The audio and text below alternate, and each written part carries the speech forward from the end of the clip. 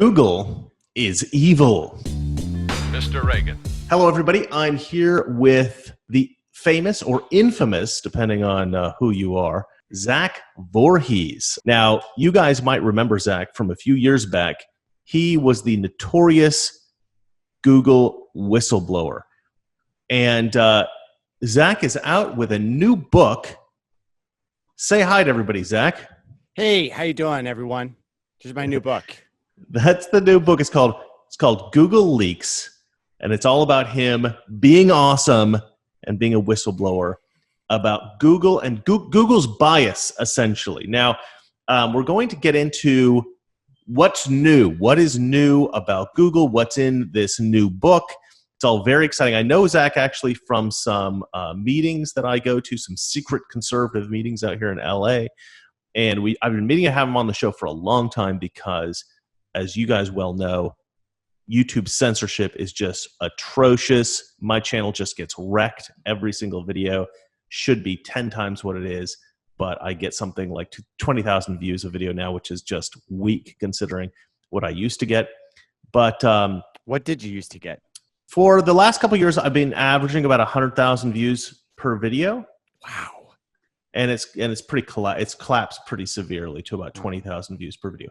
But I actually think I should have been growing for a long time, even more than that.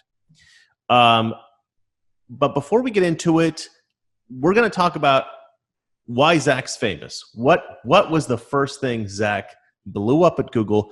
Of course, before that, sadly, I have to sell you something. If you've tried losing weight without success, it's probably not entirely your fault. Now, the traditional methods are, of course, extremely valuable. Working out more, changing your diet, getting more sleep. But losing weight also has a lot to do with your metabolism. And our metabolism is dictated primarily by our genetics and largely outside of our control. The good news is that there's a way to circumvent this. It's called Keto Elevate from BioTrust. Now, I've started to do keto again, and I'm also intermittent fasting, and let me tell you, it's working. I've been eating primarily ground turkey. That's my go-to staple. But every morning, I grab my cup of coffee in my Mr. Reagan mug, and I mix a bit of the Keto Elevate and my multi-collagen into the coffee. And I know that everything else that I'm doing is given a boost. Now, the past 2 weeks, I have lost 4 pounds. It's not a huge number, but I'm not a huge guy. For me, 4 pounds in 2 weeks, well, that's great. So if you want to lose a little weight or a lot of weight, I do highly recommend this stuff. They've given me a personalized URL, so you can just go to ketowithreagan.com, or you can click on the link in the description below, and you'll get 51% off your first bag plus a 60-day money-back guarantee. So if you're thinking of getting a bit better fit, consider ordering this stuff. I really do take it, and I really do recommend it. Again, go to ketowithreagan.com or click on the link in the description below. All right, so Zach, I want to discuss why you are famous. What was the initial? You went to Project Veritas originally, and actually you went to the DOJ, I believe, and gave them all the documents on Google because you realized that what Google was doing was really nefarious, and they were violating people's First Amendment rights. I feel like, even though they're a private company, I still feel like it's a violation of First Amendment rights because I don't think of freedom of speech as a legal right. I think of it as a human right.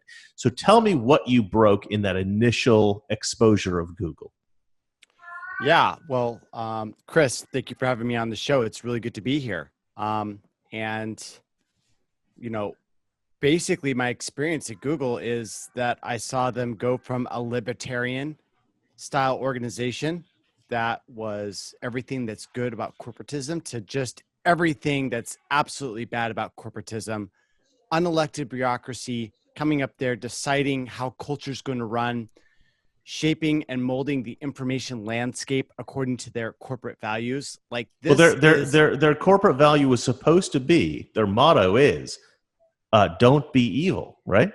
Yeah, they did change that though to do the right thing. But what they still have today as their mission statement is to organize the world's information and make it universally accessible and useful. And corollary to that, they came to Congress and testified that, Google was a politically neutral company and they didn't have any political filtering. And I, as an insider, just saw this and was just like, this is a total lie. right? Like the idea that we don't use blacklists. Like I literally just typed in blacklist into the MoMA internal search engine of Google and immediately got brought. Well, let me just show you over here. I saw this YouTube blacklist, and I went in there, and the name of it, let me just grab the PDF, is literally blacklist. Okay. And this blacklist, That's incredible. It's not like they were even trying to hide it from they weren't even trying to hide from it, the employees. right? And it's like under this name, like Superroot, YouTube controversial query blacklist. And as an insider, I was like, well, they're obviously just like, they don't even care. They're just lying, like bold-faced lying to Congress and perjuring themselves. And I saw that Google was going into this orientation of just bringing a totalitarian system onto every single person that use their service, which is 90% of the people in the United States, right? Like just to get the idea of the scale, and a large chunk of the world themselves.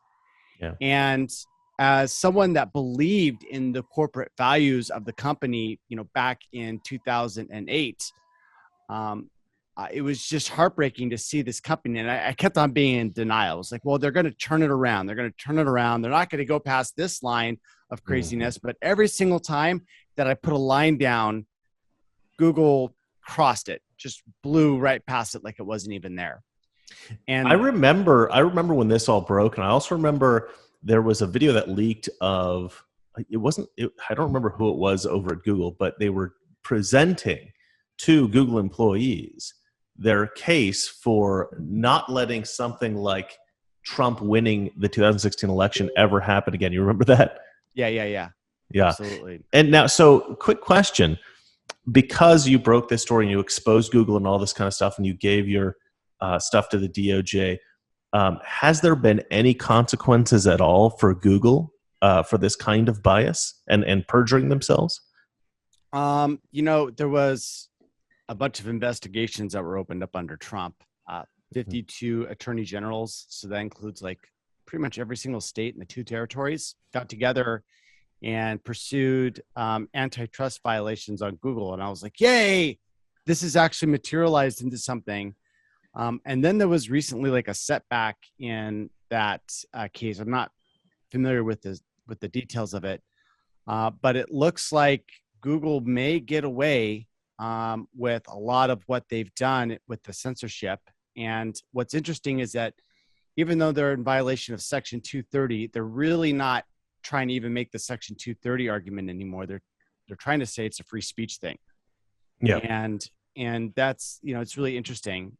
And when I started off with this, I didn't realize how corrupt the entire judicial system was going to be. I thought there was still some semblance of holding, these oligarchs accountable under the law. And so far that hasn't happened. Obviously COVID-19 has been a really big deal. And this whole election debacle has been a slow moving dumpster fire. And it looks like nothing is going to be able to be done until, maybe the Republicans are able to grab back control, because there's a massive wave of people that are just fed up with the entire DNC globalist sort of cartel that's captured American politics. Have you were you paying attention when Jen Psaki essentially just admitted that the Biden administration is directing Facebook on who they should censor? Right. They've got a direct connection. And this is some of the things that we've seen. Like we've seen that there was a direct connection with the DNC party members, Adam Schiff, giving marching orders to Twitter and Facebook and Google. And they've got this like inside track telling them what they want to censor and what they want to see boosted. And that's really come out that they're basically a functionary of the DNC and the puppet masters behind that organization. Well, to me, if the federal government is directing Facebook to censor specific people, that is, in fact, a violation of the First Amendment. They can't hide behind freedom of speech. This idea that they have, as a private corporation, they have freedom of speech because they are in cahoots, essentially, with the government to violate people's First Amendment rights. So personally, I don't even think that these companies should be allowed to suppress people's political speech. But if you are going to make that argument, that whole argument flies out the window as soon as Jen Psaki admits that the federal government is instructing them. And I'm curious if you think that this is also happening with Google, with YouTube, this sort of thing. This is obviously your area of expertise. This is where you come from. Right. Well, there's a centralized sort of mentality of censorship, and that system is called machine learning fairness. And when I disclosed this in 2019, I was really trying to hit, home with the fact that, yes, there's this thing, it's called machine learning fairness. It's infecting every single one of Google's services. I'm talking Google Search, Google News, YouTube, and, yes. And so the fact that they've got this sort of pipeline to Google, they say, oh, this is what we want and this is what we don't. That gets baked into their machine learning classifiers and rolls out, as soon as the next day. And then all of a sudden, the entire news ecosystem is being changed in real time and rebiased and re-ranked according to the whims of the DNC. And so this is actually really fascinating. So what you're saying is that the influence that the federal government has on these social media companies is inextricable. Once it's in there, it's so integrated that it can't be removed. That's what I'm getting from you, and it's such an integral part of how they censor people that their censorship is, at least in part, a function of government censorship of the public. Right, Google's acting as a quasi-state actor, as is Facebook, as is Twitter. And not only that, but they're also operating as an unregulated lobbyer. Right. Like we have all these laws. Like Dinesh D'Souza did prison time, I think, because he donated like $10,000 to someone to run in a democracy to challenge, this incumbent. Yeah. And he didn't do the paperwork right in giving money away to his friend, and ended up doing hard jail time. And Google I think he admitted that he knew that what he was doing was technically illegal, but his position was that the spirit of the law is that the reason you're not supposed to give over a certain amount is because of the undue influence you might have. And he recognized that he had no interest in influencing that particular candidate. He just wanted them to win because they were a friend of his. I think that's his position. Right. And the thing is that they're going to come down hard on an individual because they gave too much money. But, money is about undue influence. And Google has undue influence, though. And that undue influence has a dollar amount, right? If they're boosting up Hillary Clinton or Joe Biden, those are equivalent to campaign donations to that candidate. Yeah, and it's not just undue influence. I think it's unprecedented influence. Mm-hmm. In the history of the country, you've never seen anything like it. Never seen anything like it. Yeah, and yeah, it's there's so much here that's new and that needs to be gone over, and I want to get back to that in a minute. We'll close on maybe what we do about that. But first, let's talk about what's new, because you got this new book out. You got a couple of new insights, a couple of new revelations. So what's the crux? Why should people buy this book? If you guys are a reader, if you like reading, I do highly recommend getting this. To me, this is very important to me personally, because obviously I am censored by social media, not just YouTube, but also Twitter and Facebook. So, but YouTube is the worst for me. And this is one of the reasons why I wanted to have you on the show for so long. But let's talk about the book. What is it? What should people know that's in this book, that you can give away now? And then obviously we're not going to give away everything because we want you to buy it. but give us some stuff. Give us some stuff that's in the book. Tidbits. Let's do it, right? Like, okay, so the big story that Trump just tweeted about is the fact that, I disclosed that Google rewrote their entire news algorithm in order to target Trump. And that's what's in this book right now, which is so popular. It's the details of how the sausage is made. And sometimes, Chris, people just ought to know how the sausage is made. And so what are we looking at here? We're looking at signals analysis of information that's on the internet. This is a news story. It gets broken down into chunks. Those chunks are then data mined for signals. And that's a more complex version of the same thing. This is how news is broken down in Google. Yes, there's systems called hive mind.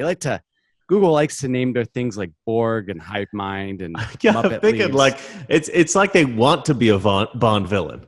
It's like, Yeah. hey guys, don't be evil unless you're us. I know, right? It's like the Borg, right? Like Yeah, it's like so evil. But what's really evil is the fact that they rewrote their news algorithms during the Trump Comey debacle. Mm-hmm. And the reason why they wanted to rewrite their algorithms is because what they want to do is that they want to get similar stories combined together into a mega story that spans 5, 6, 7, 8, 9, 10 days. And so what you see here with this Trump Comey thing is how they designed a system around this fight in order to get the similar stories and figure out how to merge them together. And by folding and merging these stories together, they're able to keep the news at the top of the search index whenever you were searching for something about Trump or Comey. They're like, oh, well, Right. this story right here is boosted up so much that it's going to take precedence over every other organic search result. Yeah. Right? Like, let me just give you an example. And the news at the time was reliably negative against Trump, and a lot of it was false against Trump.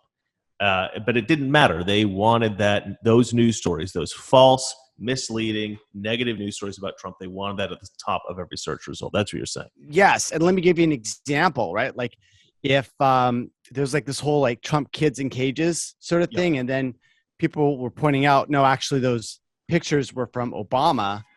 And so you try to like find that sort of information in Google, which is designed to help you find information, by the way. And what you saw is that all the articles were just leading you back into anti-Trump rhetoric and saying, no, it's, kids in cages, Trump, it fact check, blah, blah, blah, blah, blah.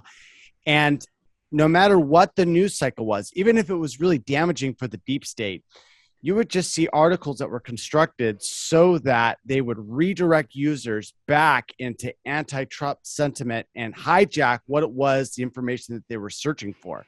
Yeah. And you've seen this in other things, like, type any 3-digit number and then cases, and then like something will pop up, like some city has that number of cases. Like this is an example of, sort of data bombing and poisoning the search results. It's an analytics-based way to write your article so that you can capture the search flow the next day of people trying to find out information and redirect it back into the narrative that the MSM wants those people to be corralled into. And now I've noticed this with COVID a lot.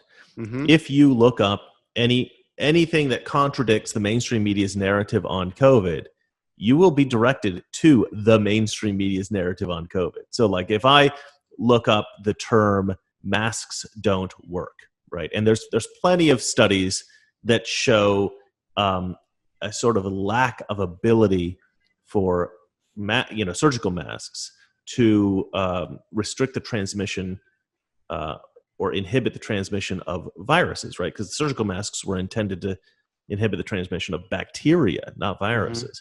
And so you will find those studies. You can find those studies, but it's really hard.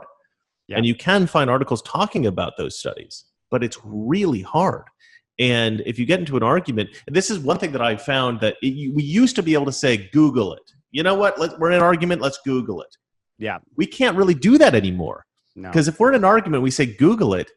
It's so reliably going to give you the leftist perspective, even if that's wrong.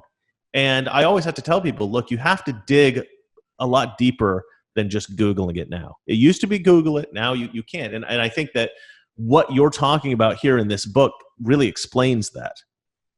Yeah. And what's really dangerous is now we've got AI that can write articles, right? I don't know if you've heard about this GPT-3 that Elon Musk made. That's crazy. I haven't really heard about that. So a big story. Is this like an aggregate? Does this aggregate information from other articles? Is that what it does? Yeah, kind of. What it does is it goes through and it just like consumes like all of Wikipedia and like every news article ever written by anyone. Mm-hmm. And then it's basically a super advanced auto completion tool, like the one that is on your iPhone when you're typing, and it's like trying to give you suggestions. And sometimes you can just kind of hit the auto suggestion; it'll actually type out an entire It'll type out sentence. sentences. Yeah, that's Yeah, right. Yeah. you know, it's just It's fascinating. a fun game sometimes. Yeah. Well, if you take that to its super advanced version and level it up all the way, you're basically going to get GPT-3, which can reason and actually code. Like you It's can, amazing. you can give it like just the function declaration for a piece of programming code, and it will write the definition, inline it directly into it. In fact, this is what Microsoft is doing because they've got an exclusive license to do this exact thing, right? I mean, if it wasn't so concerning, it would be truly incredible. Yeah, it's truly incredible, but it's going to be one of these problems because now we're not going to be able to trust words pretty soon because the AI is coming through, and you can just type in like 5 words for what your sentences, what you want your article to be, and it'll just type out the entire article based on articles that have come out in the last 24 hours. That's amazing. That's amazing. Well, I'm glad I have a YouTube channel. As long as we can, and so here's a question: do we live in 1984? George Orwell's 1984. I should specify. It's weird. It's kind of a mix of 1984 and Brave New World. Yeah. You know, there's so many distractions at the same time that there's so much censorship happening at the same time. It's like, oh, I'm really sad about the censorship, but like, you know, there's like games and VR and crazy ways to spend your time. That's right. Thinking about all the different genders and stuff. And so it's like a mishmash between 1984 and Brave New World. And if you at home haven't seen Brave New World or read it, it's a whacked out book. It'll blow your mind, like 1984 will. Not quite as good as your new book, Google Leaks. but a classic of literature. We wanted to get all of this into an archive format because like there's 950 pages that I disclosed, right? And so I was like, I had this problem. I was trying to tell people what was going on, and I was able to get bits and pieces of it, but I was like jumping around a lot, and I was like, we got to sit down. We got to get the whole story out from start to finish. And if I do that, then I'll be able to reach the left. And guess what? We've reached the left. Kirkus Reviews have given this book their recommendation for their readers. And I love that. They are a very leftist organization. And for them to give us praise and say at the bottom, a powerful case against Google that deserves readers' attention. Amazing. Like this I love that. is the moment that this story breaks through for every single person on the planet. Yeah, because it really isn't a left-right issue. This is a human rights issue. Yes. I mean, people consider freedom of speech a very American legal right. You know, it's in our Constitution. It's our First Amendment. It's very critical to the law. But it's also just a basic human right that's the reason that it's our First Amendment. That's the reason it's so critical and integral to the law is because it is a human right. And if you strip people of that human right and you say, well, you don't get that human right because this company gets that human right? Because it really is you're taking from one group and giving it to one entity, right? You get your civil right of freedom of speech, and the expression that you have of that freedom of speech is censoring all these people's freedom of speech. That does not work in anywhere in the world because it is such a fundamental human right. And it is, I think Rowan Atkins said that the first most important thing in life is to be able to eat, to survive, right? And the second most important thing is your freedom of expression, your freedom to speak. And I love that. So moving on from that, I assume that you agree. You can say yes or no. Yes. Okay. Just get that on the record. So, but let's move on to what do we do about this? Because I have my ideas. I want to hear yours. And if you don't agree with me, I'll tell everybody you're wrong, and I'll tell them my ideas. No, but let's talk this through. How do we fix all of this? Because obviously we're in a bad spot, and this stuff does need to be addressed. Yeah. So I guess I've got a different opinion than most of the people. I think that right now, the whole system is flying apart. The technology revolution is it started off at the edges. And then as it's starting to work towards the core of our society, like right now it's hitting communications, how we disseminate video. And now I've actually heard that they're going to start censoring like phone conversations, like like text messages. Well, everything's text flying somebody apart. something about COVID, they'll actually censor your COVID text and say, actually, this is wrong. Things like that. They're going to check for misinformation, which is I was joking about that like a few months ago, and now it's rumored as real. Yeah, it's crazy, right? And and I think what's happening is that we're basically experiencing the birth of a new civilization. It's really interesting. People have like this communism. That's a pretty radical thing to say, Zach. Yeah, I mean, and the thing is, I'm not a communist. I'm not a capitalist. Like, I think that the whole system's about to fly apart because, look, empires used to really value their slaves because those slaves, the hands of the slaves, built the empire and gave them the war machine necessary to conquer land. True. But now the value of human labor and intellect is approaching zero, right? With automation and robots. And so, the whole thing of like, I don't think we're quite there yet. I mean, if you consider that China really developed through the exploitation of human labor, it still can be a very powerful force. It is, but in 5 years, it'll be a completely different game. And the thing is that these empires, these militaristic empires, they had an agreement with people that, hey, we won't kill you and you slave labor for us. And we'll like the Roman Empire was like 20% slaves. Like we have to understand like how this labor system works. And then machines came and then people started operating the machines and productivity went really crazy. Now the machines are about to manage the machines. And that means that everything of any value, which was predicated on human labor, is now essentially like worthless. And the only thing that has value right now are the machines that make the machines. And because of that, we now have internal contradictions with capitalism. We have internal contradictions with this communism, and even communism itself is pretty much given up and they've reverted to like fascism. Like you can't really say that China's a communist system, even though they call it a communist party. They're more of a fascist system. And right now I think we're about to go into some sort of like World War III. And once we go into that, then the military is going to come and figure out what the new system is going to be and how humans are going to live alongside of AI that's orders of magnitude smarter than they are, that obsoletes all of the total output of their human endeavors. And we're going to have to figure out, do we meld with them?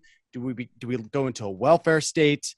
And so now, so you think that the future the world as we know it is inevitably going to disappear, and we really just have to brace for impact?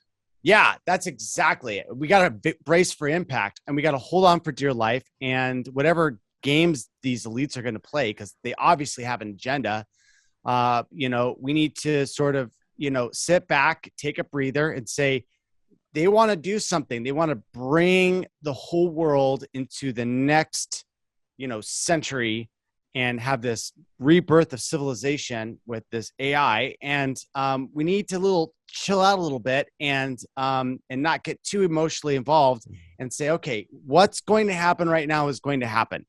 And we need to figure out like, what are we going to do for our families? What are we going to do for our friends? How do we maintain our relationships in this time of political division and upheaval? And I'm not sure I agree with you. In terms of, I'm not sure I have quite the same kind of cynical outlook as you, at least not in such a near term. Maybe 50 years, maybe longer, but not in the next 5 years, something like that. But you are, when you're talking about this, you really are talking about the bigger picture. Everything we do in life, everything that we know. When we're specifically talking about the freedom of expression, the freedom of speech that's being censored right now, how do we deal with that? Do we deal with that? Do we try to fight back at all? I mean, what's your thoughts on that? I mean, I think that one of the big existential threats right now are these AI systems that are going to be able to write whatever they want, and we're not going to know whether they're human or not. So you think it's a hopeless endeavor to try to fight against censorship? Well, we don't need censorship of human beings. But we do. We have censorship of human beings. I That's know. the issue. That needs to Yeah. go away. And we need to censor AI. Like we need to license it. We need to pull it down a little bit, because if we don't, then you're going to get a godlike AI system that's going to come on the internet and just funnel everyone into a false ideology and wrestle control away of society from the people that are running it currently. And we don't want to have an AI that does that, because that means. Well, hold on. that, So, do you think that if we are expressing, we are publishing anything that has been created by an AI, and we're passing it off as ideas that are produced by a human being, you think maybe that should be made illegal, something like that? We need to make it illegal. I mean, and it's hard. It's going to be hard to be made illegal, but if you're not made by illegal, then the AI is just going to run, roughshod over humans, because it takes 20 years to get information to our head, and these AIs can learn it in seconds. Right. There's this idea. I forget what it's called. It's like a science fiction idea when a human being, when you can't tell the difference between a human being and an AI. Turing test. Yeah, it's the Turing test. But there's a moment that in science fiction with the idea of when that happens. What's that? That's called Singularity. The singularity. Thank you so much. I forget my science fiction terms sometimes. Yeah. So this idea of the singularity, that's really what we're talking about. And so you're essentially talking about regulating the concept of the singularity. You're talking about regulating, just passing off AI as human beings. That needs to be regulated in some way, you think?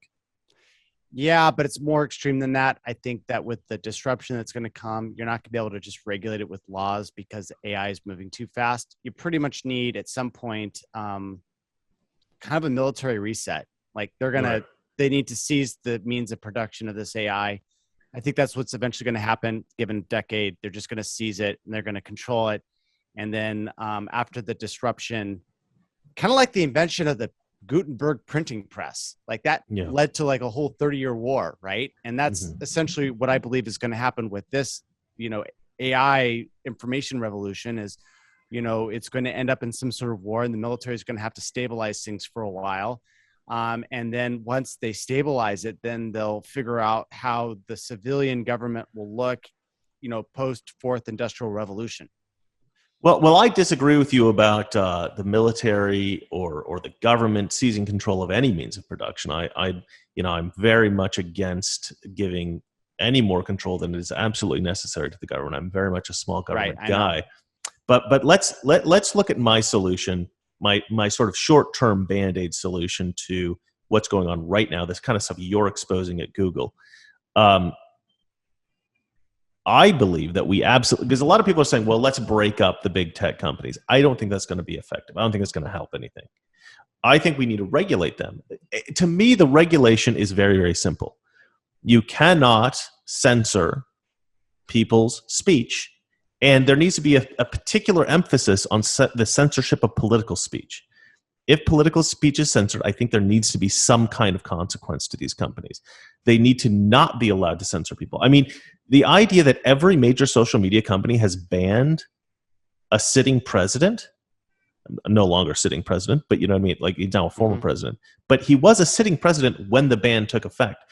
To me, that is so egregious. That is such a violation of our entire democracy. The entire democracy is completely predicated on the flow of information, people getting accurate information. People do not have accurate information. Nobody's going to know who to vote for. Nobody's going to know how to vote sometimes. I mean, you could literally control any kind of information now because of, because it's the power is so concentrated. The flow of information is so concentrated. So, and you don't have any recourse. Like you get censored. There's no recourse. So the government, to me, needs to regulate these big tech companies. Do you not agree with that? Right. No, I agree with that. And the question is, do we regulate it by, chaining down Google, or do we regulate it by giving people digital rights similar to, like, you can't discriminate someone based on race? Well, it turns out that you can discriminate someone by political affiliation. Yeah. Which is so weird because politics has become so racialized now that they keep that artificial distinction. And so the thing is that we really have two choices. Do we regulate Google, or do we just say that you have the right to sue them if they're in violation of your rights? I really hope it's the latter, because I would like to have the ability of non-discrimination, especially since I've been indoctrinated since the 90s and the 80s with, oh, everyone deserves, liberal rights and all this kind of stuff. I almost feel like we just need to expand liberal rights to include the definition of political affiliation. And then that kind of solves the whole thing. What do you think? I'm not about, I would actually like to get rid of these, anti-discrimination laws. I think that people should be able to discriminate in any way they see fit. If somebody's discriminated against black people or white people or, Christians or Muslims or whatever, it's not going to look good on our society. I mean, we have a pretty, at least among white Americans, we have a very strong ethic against discrimination. So I don't think that needs to be written into the law necessarily. But I do agree with you that it might be better to give people the right to sue Google if they do censor them. But I do think that then that has to be a regulation. You have to say, okay, Google, you're not allowed to censor people for political speech, or maybe any kind of expression. And then if you do, they have the right to sue you. And suing Google or YouTube, has to be something that will hurt them, right? I mean, you have to be able to sue them for like tens of millions of dollars, maybe hundreds of millions, because it's not going to hurt them to sue them for 10 grand or something. You know what I mean? Mm-hmm. Yeah. And I think we're going kind of in the same direction to some degree. I mean, we're talking it out. Right. Yeah. Well, I mean, I think that's on the right track because, look, a lawyer will sue Google for free if they are pretty certain they're going to get money on the backside. Exactly right. Yeah. Run. And so it's like pro bono, okay, on behalf of you who has been censored. Right. And so you only need enough money available in damages to make that trade-off worth it for a lawyer. Then the lawyers will go out and spend advertising dollars trying to get people that have been discriminated against by Google, and then boom, you'll just have this whole pipeline of people suing these companies, and they'll be like, hey, we don't want to censor someone because we'll get a line exactly of right. lawyers. It'll be like the ambulance chasers, except for a good cause. Yes, that's exactly it. We got to get ambulance chasers onto Google censorship. I love it. We've solved the world's problems, Zach. I love it.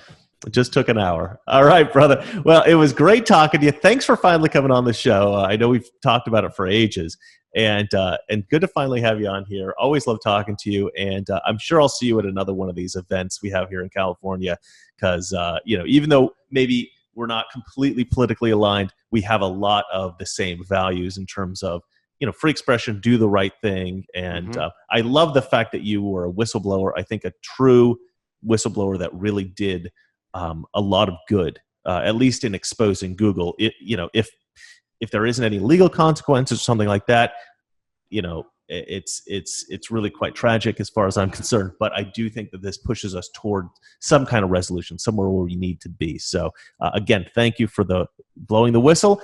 And everybody, if you are a reader, if you do like a good book, do get this book. It's called Google Leaks from Zachary Voorhees.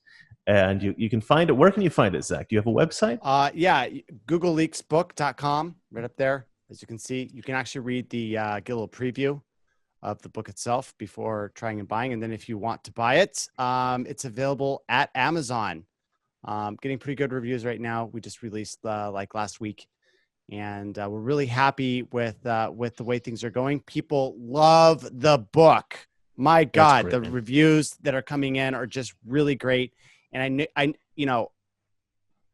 marketing a book makes it so much better when the book is really great content. And I've spent a year birthing this book, meticulously going over, making sure that the book is a really fast book that you can't put down. And that's what people are saying. They say that they open it up and they can't put it down till the whole thing's done.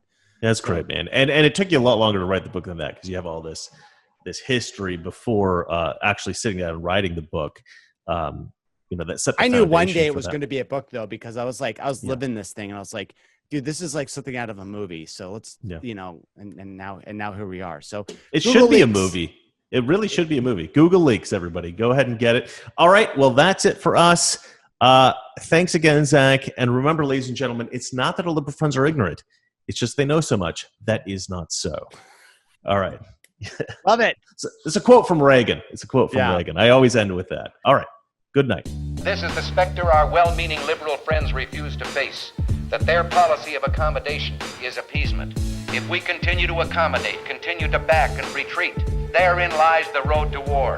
You and I know and do not believe that life is so dear and peace so sweet as to be purchased at the price of chains and slavery.